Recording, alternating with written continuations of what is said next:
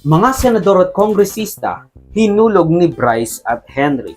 Siguro kung yung Napoles cases nauwi dun sa halip na absuelto kulong, baka hindi na nangyari itong mas malaking kurakot. Plunder yung mga kaso nun nakakulong na nga pero na-absuelto, na-release ng korte, pinakawalan ng ating hudikatura. So, ang dulo nito lahat naman hudikatura So, kung maaari, maging sinyales din sa hudikatura na ang taong bayan pag nakitang mabagal ang hudikatura, baka pati sila irali ng ating mga kababayan. Well said, Senator Pangilinan. Will we never, ever really learn?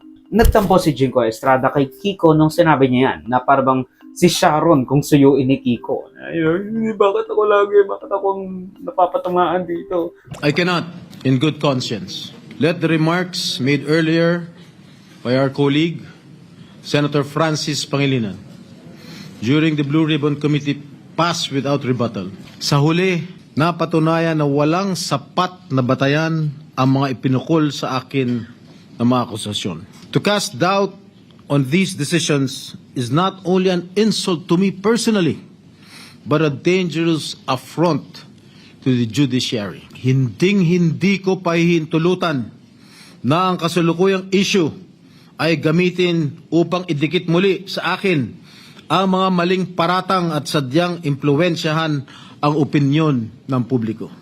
Sino ba ang pinatatamaan niya? Sino ba ang pinatatamaan mo? Di ba?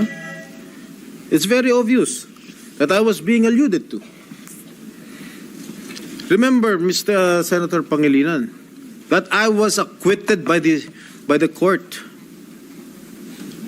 Are you questioning the decision of the court acquitting this representation? You're a lawyer. I'm not. You shouldn't be talking that way. You are undermining the judicial process in our country. You being a member of the